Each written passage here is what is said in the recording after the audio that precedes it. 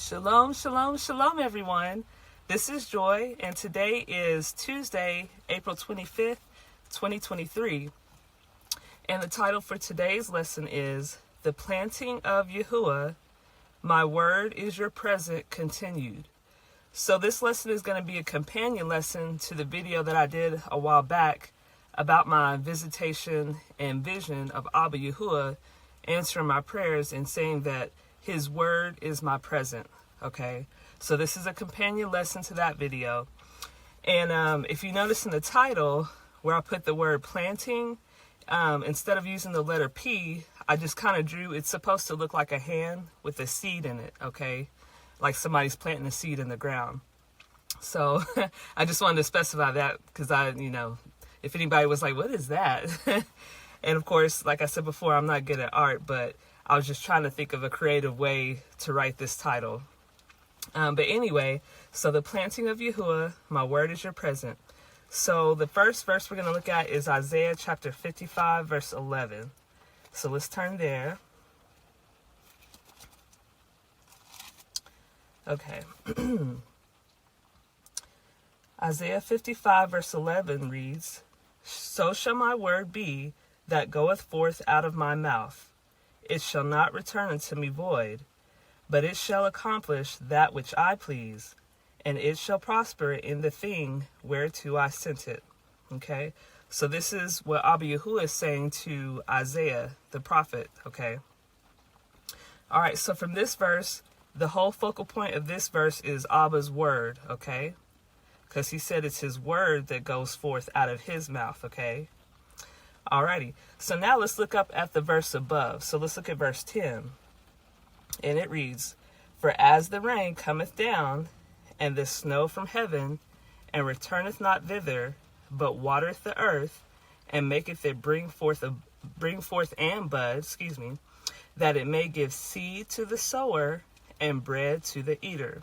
Okay, so essentially what we just read, that's what he's describing his word is like, okay? So in this verse, we see that from verse 11, Abba's word is being compared to his seed and his bread, okay?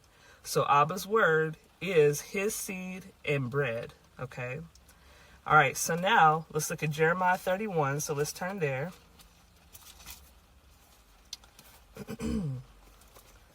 Okay, Jeremiah 31. And then we're going to look at verse 27 and 28, okay? And it reads, Behold, the days come, saith Yahuah, that I will sow the house of Israel and the house of Judah with the seed of man and with the seed of beast. And it shall come to pass that like as I have watched over them to pluck up and to break down and to throw down and to destroy and to afflict, so will I watch over them to build and to plant, saith Yahuah. Okay? So the main verse I wanted to focus on there was 28, where he says, his word, like we saw in verse 11 of Isaiah 55, so Abba's word, which is his seed and bread, is used to build up and to plant us. Okay? Now also verse 27 was very significant as well, but we're going to look at that again later. So I just put a note under there. It says see bottom for verse 27. Okay, so we'll address 27 again. But from verse 28, I just wanted you to see that it's Abba's word, which is his seed and bread, is what he uses to build and to plant us. Okay, thus the title of my lesson, The Planting of Yahuah. Okay, all right, so now let's look at Isaiah chapter 61. So let me turn back there. Okay, all right, and then let's look at verse 3. So Isaiah 61:3 reads, and this is Abba Yahuah speaking to or about the children of Israel, okay? So he says, to appoint unto them that mourn in Zion, to give unto them beauty for ashes, the oil of joy for mourning, the garment of praise for the spirit of heaviness, that they might be called trees of righteousness, the planting of Yahuah, that he might be glorified. Okay, so there's actually the title of my lesson in that verse, the planting of Yahuah. And so the whole purpose of all of this is that he might be glorified. Okay, so we'll just start at the beginning again. So Abba's word is his seed and bread to build and plant us, that he might be glorified. Okay, so that's the whole purpose of him, planting his seed in the world, so that he might be glorified. That's the ultimate goal. Okay. All right, so now we're going to move down to the next row of verses. So let's look at Jeremiah chapter 17, and we'll be looking at verses 7 through 8. Okay, so Jeremiah 17, 7 through 8 reads, "Blessed is the man that trusteth in Yahuah, and whose hope Yahuah is. For he shall be as a tree planted by the waters, and that spreadeth out her roots by the river, and shall not see when heat cometh, but her leaf shall be green, and shall not be careful in the year of drought, neither shall cease from yielding fruit." Okay, and so I just used that verse because I wanted to show that we are essentially planted by living waters. Okay, and even though it only says the word waters in verse 8 and a river, that's still the same thing. And so if you want to look for the word living waters, you can look at Jeremiah 2:13 and 17:13. Okay, and that's where you'll get the word living waters, and that living waters is Abba Yahuah. Okay, so he is our living waters. All right, so now let's look at Isaiah chapter 60. And it's kind of funny going back and forth between Isaiah and Jeremiah, but they both have very powerful scriptures. Okay. All right, so Isaiah chapter 60 in verse 18 through 21 reads, "Violence shall no more be heard in thy land, wasting nor destruction within thy borders. But thou shalt call thy walls salvation, and thy gates praise. The sun shall be no more thy light by day, neither for brightness shall the moon give light unto thee. But Yahuah shall be unto thee an everlasting light, and thy Elohim thy glory. Thy sun shall no more go down, neither shall thy moon withdraw itself. For Yahuah shall be thine everlasting light, and the days of thy mourning shall be ended. Thy people also shall be all righteous. They shall inherit the land forever, the branch of my planting, the work of my hands, that I may be glorified." Okay, so from this verse, the summary is that Abba Yahuah's planting is the work of his hands, and it's the branch of his planting. Okay, and then underneath that I put, he is our everlasting light and glory. Okay, that's who Abba Yahuah is to us. He's our everlasting light, which I mentioned that twice, and he's our glory. Okay, so hallelujah for that. That's a wonderful thing and something to be so excited about. It's like, I don't know how the rest of you feel, but I just can't wait to be back home with Abba Yahuah and Yahusha, because it's like, man, that's when everything is going to finally be perfect the way it should be, So I'm excited about that. But I just love that when it says that he's our everlasting light and our glory. All right, so that's something that we can look forward to and hold on to help, help us to endure to the end, so that we can finally be reunited with Abba Yahuah and Yahusha. Okay. All right, so now we're going to switch gears. If you have an old version of the Bible, like a 1611 King James Bible, or if you have the Apocrypha separate, I want to look at Esdras, 2nd Esdras, okay? Because there's something very interesting there. So I'm going to turn to 2nd Esdras chapter 9, and then I put down verses 1 through 37. So we'll go ahead and read all that, and then I'll just point out the verses that stood out to me, okay? But if you're following along, you'll see what I'm talking about. Okay, so let me start verse 1, and it reads, "He answered me then," and so this is Esdras, or Ezra, the prophet Ezra that we know of the Old Testament. He's talking back and forth with Abba Yahuah, okay? So whenever he says he said this unto me, he's talking about Abba Yahuah, okay? All right, so he says, "He answered me then and said, Measure thou the time diligently in itself, and when thou seest part of the signs pass, which I have told thee before, then shalt thou understand that it is the very same time wherein the highest," and that's Abba Yahuah, "will begin to visit the world which he made." Okay, so that's interesting. So Ezra is being told by Abba Yahuah that there's a specific time when he's going to start visiting the earth again, okay, that he made. All right, so verse 3. Therefore, when there shall be seen earthquakes and vapors of the people in the world, and I'm sorry, actually that says earthquakes and uproars of the people of the world. So I'm sorry, this version, some of the letters are read differently, so it looks like a letter V instead of U to me. So I apologize if I mispronounce some of these words, because I'm actually reading from like an old version of it. But you can follow along like in a more modern version. So I apologize. But anyway, verse 3 again. Therefore, when there shall be seen earthquakes and uproars of the people in the world, then shalt thou well understand that the Most High spake of those things from the days that were before thee, even from the beginning.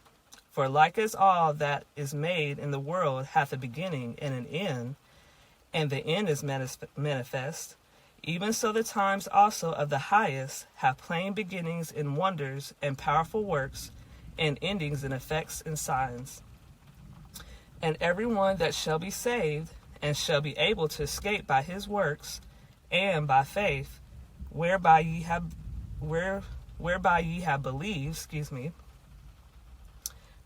shall be preserved from the said perils, and shall see my salvation in my land and within my borders, for I have sanctified them for me from the beginning. Okay? All right, so let me turn to verse 9. Okay, then shall they be in pitiful case which now have abused my ways, and they that have cast them away despitefully shall dwell in torments. For such as in their life have received benefits and have not known me, and they that have loathed my law, while they had yet liberty, and when as yet place of repentance was open unto them, understood not, but despised it, the same must know it after death by pain. And therefore be thou not curious how the ungodly shall be punished and when, but inquire how the righteous shall be saved, whose the world is, and for whom the world is created. Then answered I and said, I have said before, and now do speak, and will speak it also hereafter, that there be many more of them which perish than them which shall be saved. Like as a wave is greater than a drop. And he answered me, saying, like as the field is, so is also the seed. As the flowers be, such are the colors also. Such as the workman is, such also is the work. And as the husbandman is himself, so is the husbandry also, for it was the time of the world. And now when I prepared the world, which was not yet made, even for them to dwell in that now live, no man spake against me. For then every one obeyed, but now the manners of them which are created in this world that is made are corrupted by a perpetual seed, and by a law which is unsearchable rid themselves. So I considered the world, and behold, there was peril, because of the devices that were come into it. And I saw and spared it greatly, and have kept me a grape of the cluster, and a plant of a great people.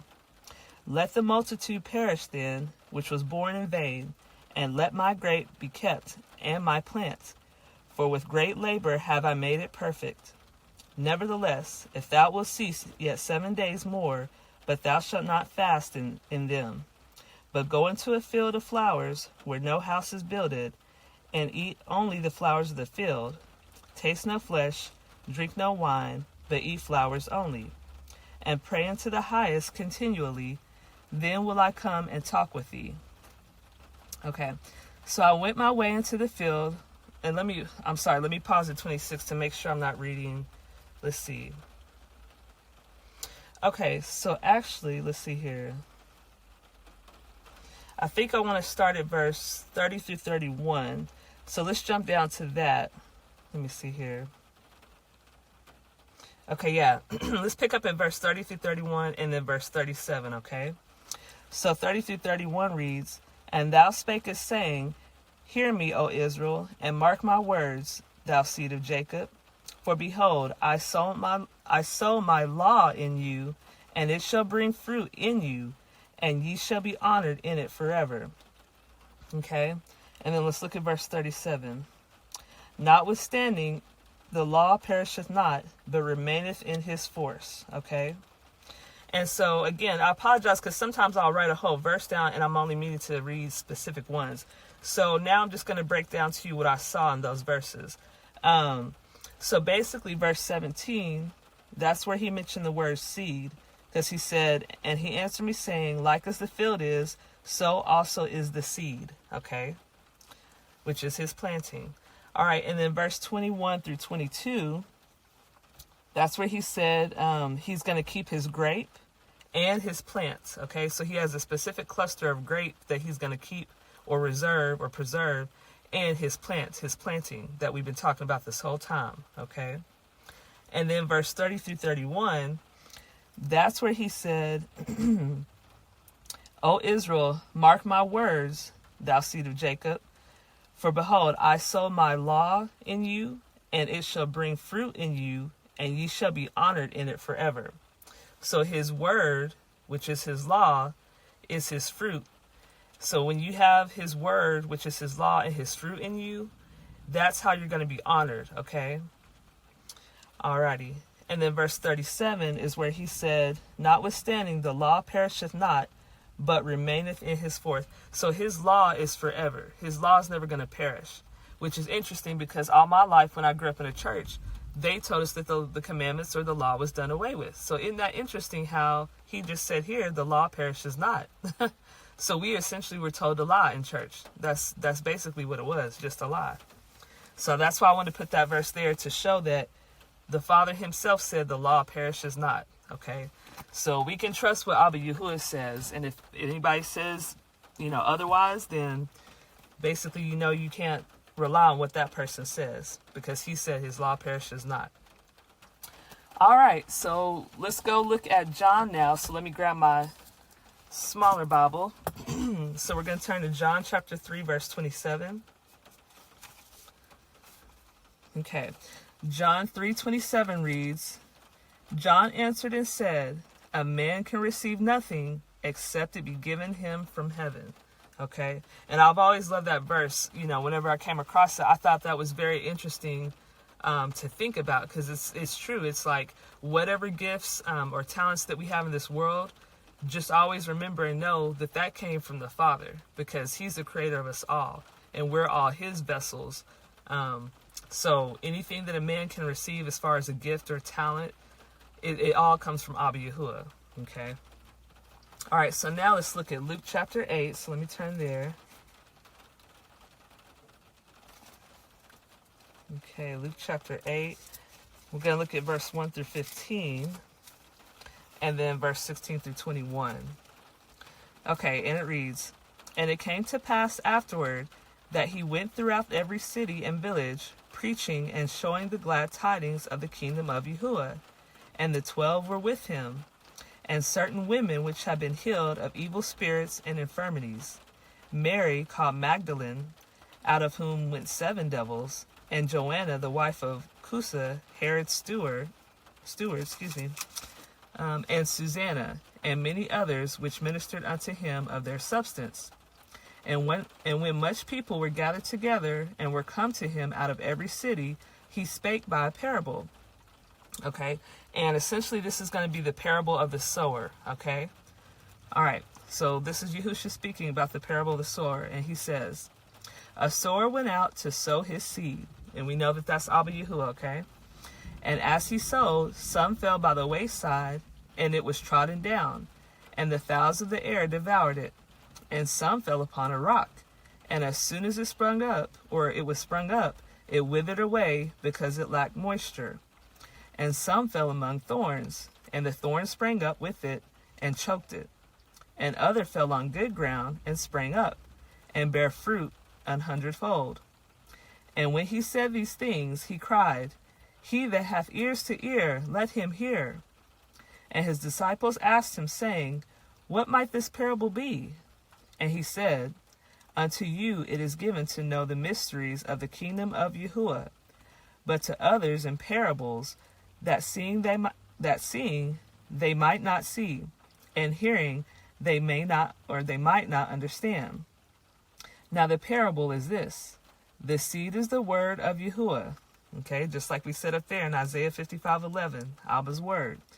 So the seed is the word of Yahuah. Those by the wayside are they that hear. Then cometh the devil, and taketh away the word out of their hearts, lest they should believe and be saved. They on the rock are they, which when they hear, receive the word with joy, and these have no root, which for a while believe, and in time of temptation fall away. And that which fell among thorns are they, which when they have heard, go forth, and are choked with the cares of riches and pleasures of this life, and bring no fruit to perfection. But that on the good ground are they, which in an honest and good heart, having heard the word, keep it, and bring forth fruit with patience. Okay, so that's key, patience. All right, so let's go ahead and finish reading 16 through 21. No man, when he hath lighted a candle, covereth with a vessel, or putteth it under a bed, but setteth it on a candlestick, that they which enter in may see the light. For nothing is secret that shall not be made manifest, neither anything hid that shall not be known and come abroad. Take heed therefore how ye hear. For whosoever hath, to him shall be given, and whosoever hath not, from him shall be taken even that which he seemeth to have. Then came to him his mother and his brethren, and could not come at him for the press. And it was told him by a certain which said, Thy mother and thy brethren stand without, desiring to see thee. And he answered and said unto them, My mother and my brethren are these which hear the word of Yahuah and do it. Okay, so that was a very powerful verse there. Excuse me. Okay, so what I wanted you to get out of those verses was in verse 1, where he said the word glad tidings. It said he spoke the glad tidings of the kingdom of Yahuah. That is the exact same from the last video I did, where the word good tidings was used in Isaiah 52, verse 7 through 8, and 61, verse 1 through 3. It was also the same as the word the gospel in Luke chapter 4, verse 18 through 19. And it's also the same as the everlasting gospel in Revelation chapter 14, verse 6 through 7. Because Yahuah's word, he just said in Ezra's, it perishes not, it's forever, right? So that's how we get this everlasting gospel, okay? Because it's forever. Okay. And then, let's see here. Verse 21, so Luke chapter 8, verse 21, that was very important because he said that those who are his mother and his brethren, essentially his family, Yahushua said, are the ones that hear the word of Yahuah and do it. So it's not only just hearing the word, but it's also putting it into action by doing it, okay?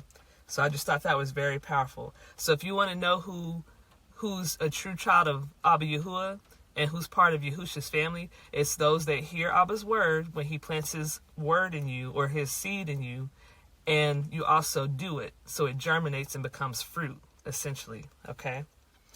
Alrighty. So let's turn to Jeremiah 31:27 again. So this is where I said we're going to pick this up again at the bottom. So Jeremiah 31, verse 27 said, and this is Abba Yahuah speaking about the children of Israel and Judah. So he says, Behold, the days come, saith Yahuah, that I will sow the house of Israel and the house of Judah with the seed of man and the seed of beast, and with the seed of beast, okay? So I thought that was interesting because I was like, well, what does that mean, So basically I broke it down to two parts. So the first part says seed of man.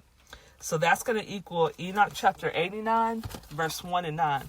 So if you have a book of Enoch, you can go ahead and turn there to chapter 89.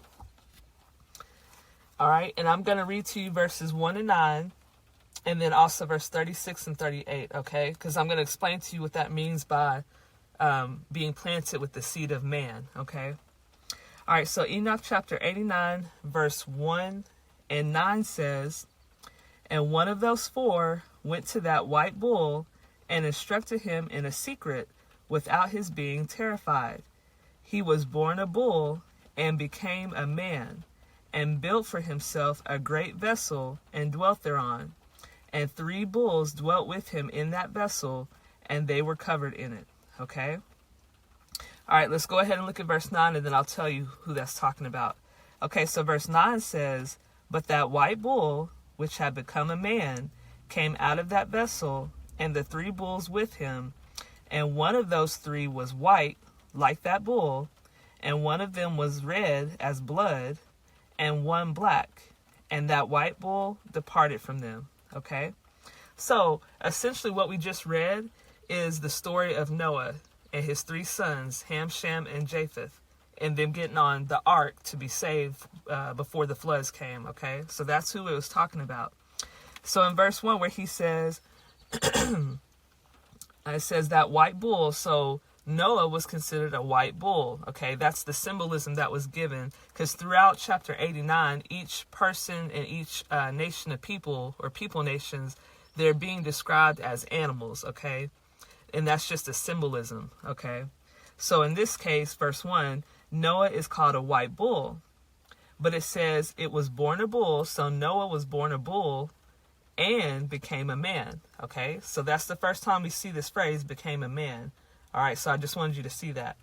So Noah was a bull, but he became a man. Okay, now let's look at verse 36 and 38. So let's turn there. Let's see. Okay, so Enoch chapter 89 verse 36 reads, "And I saw in this vision till that sheep became a man, and built a house for Yahuah of the sheep, and placed all the sheep in that house." Okay, now let's look at verse 38.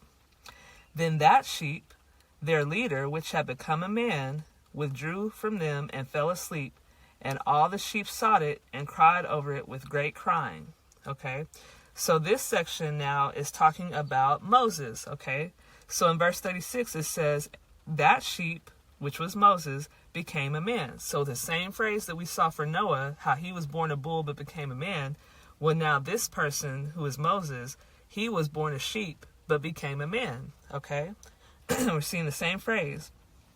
And then in verse 38 it says same thing.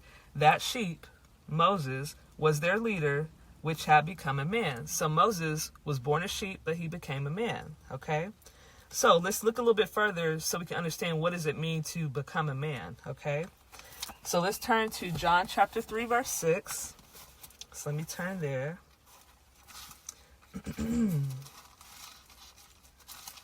Let's see, John chapter 3. Okay, and verse 6 reads, and this is Yahushua speaking, "That which is born of the flesh is flesh, and that which is born of the spirit is spirit."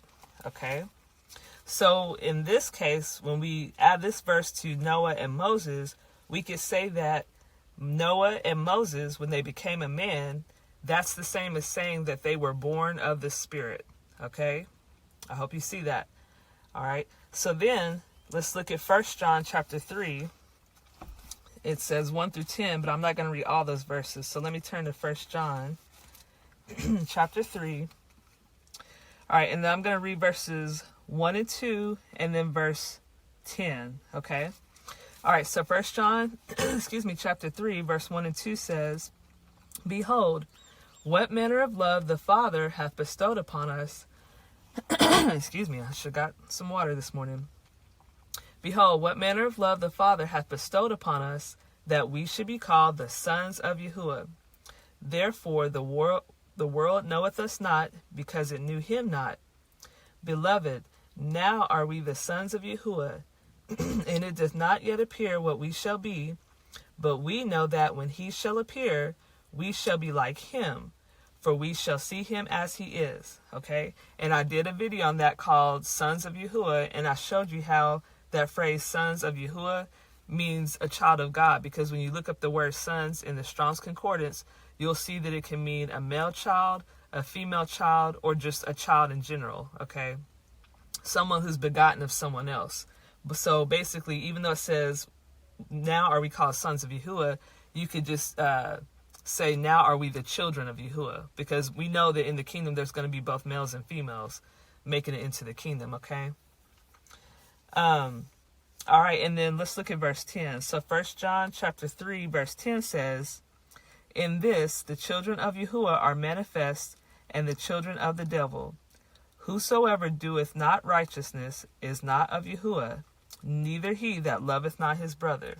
Okay, so that's how you can tell the difference between someone who's a child of Yahuah and someone who's a child of the devil, okay?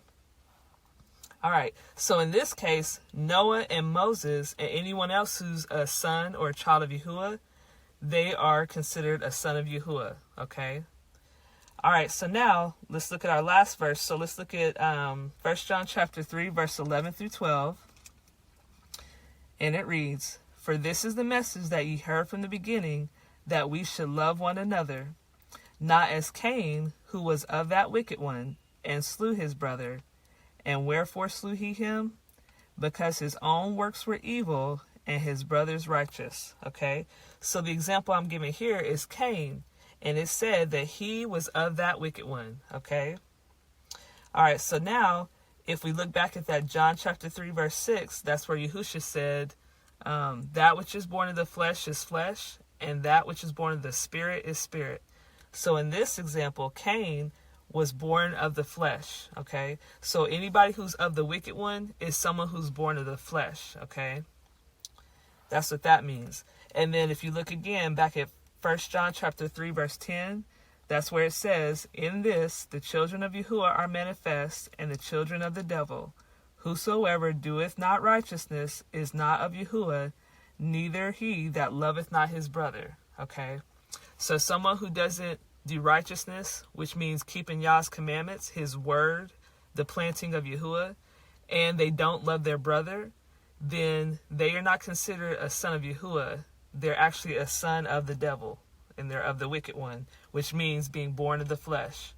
But someone who is born of Yahuah is someone who keeps Yah's commandments, which is his word, and they love their brother as themselves. So that's someone who's born of the spirit, and that person is a child of Yahuah, okay? All right, so that concludes our lesson for today. I apologize for coughing so bad. But anyway, thank everyone for coming back again. Thank you, Abba Yahuah, once again for sharing your word with us so that we can let it germinate in our heart and our spirit so that it might produce fruit. And I just pray that it will multiply so that others out there can receive your word and your seed so that it might germinate within them and grow to be a bountiful production of fruit to help save others that are out there that need to hear your word and that need to be saved. So thank you, Abba Yahuah, for your word, your laws, your commandments, and we love you and can't wait to be back home. So thank you, and I hope everyone has a wonderful rest of the day. Thank you. Shalom.